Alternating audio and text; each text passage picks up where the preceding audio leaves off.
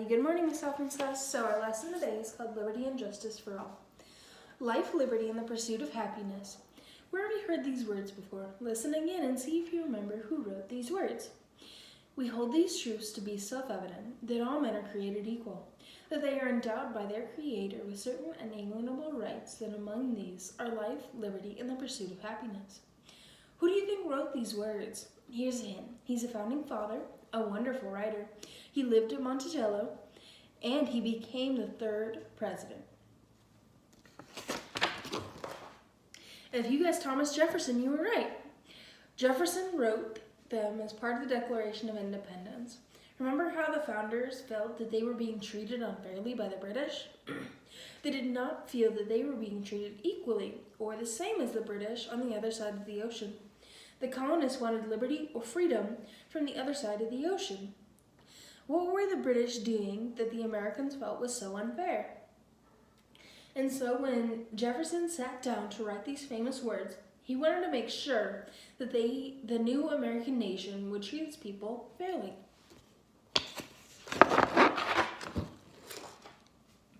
Again, when the founders met to write our Constitution of the United States, they wrote about liberty and justice. When we hold our hands over our hearts and pledge allegiance to our country today, our final words are, with liberty and justice for all. These are important words written by our founders, but not all people were treated fairly in the American colonies. Can you think of anyone who is not being treated fairly or with justice in the American colonies? Let's look back at the 1700s, during and after the war, when the founders were busy writing these important words. Whom did they mean by we when they wrote the Constitution? We, the people of the United States. Some people say they must have just been thinking about themselves, a group of white men who made laws for the land. Were they forgetting about the other people on the continent? Native Americans who had been living there the longest, women and African American slaves. These were very smart men, writing words that they knew would be read and reread by others for many years to come. They were writing for the future. Nevertheless, it is true that not everyone in the colonial times was treated equally, and not even today, people are still seeking liberty and justice for all.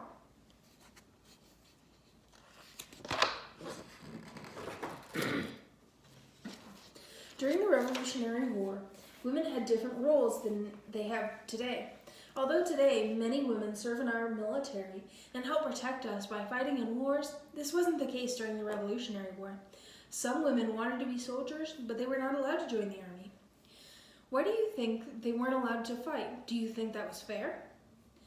We know that some women actually disguised themselves by dressing like men so they could fight alongside them. Who in this picture do you think is actually a woman dressed as a man? One of the most famous of these women was Deborah Sampson. She's right here. Who fought in the war under the name Robert Shirtliff. Women also were not allowed to vote, and in fact, all women did not receive the right to vote in America for nearly 150 years after the Constitution was written. Remember, one reason that the war was fought was because the colonists felt it was unfair that they could not vote in the British Parliament, and yet women were not able to vote in their own land. Do you think that was fair? Was that liberty and justice for all?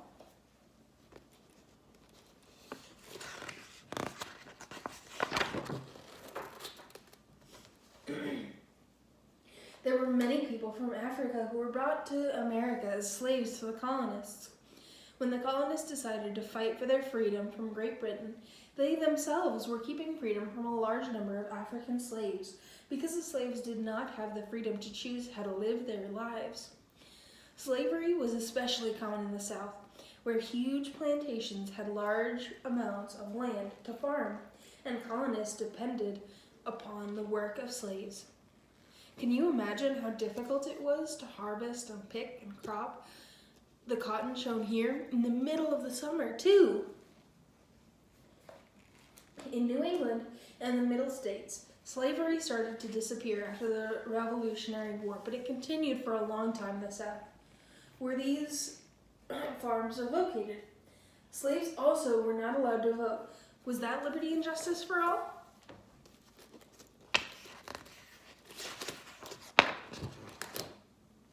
For a long time, Native Americans lived on the North American continent.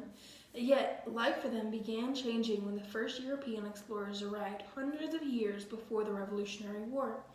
You will remember that some of them chose to help the colonists and trade with them when they first arrived. However, it wasn't long before the colonists started exploring lands to the west, pushing Native Americans off their lands. Native Americans also weren't allowed to vote. Was that liberty and justice for all?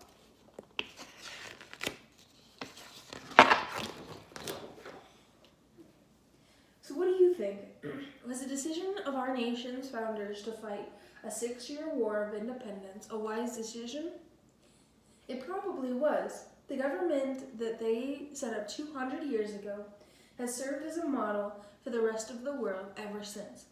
It was certainly not fair to all people in the early years, and there are still many ways in which it can improve.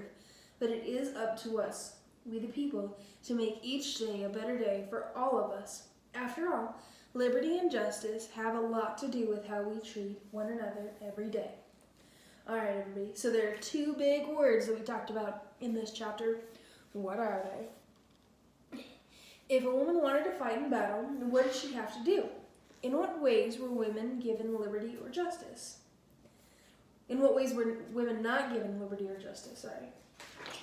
And finally, in what ways were Native Americans not given liberty or justice? And African Americans as well. I want you to think about these as we go towards our activity for today.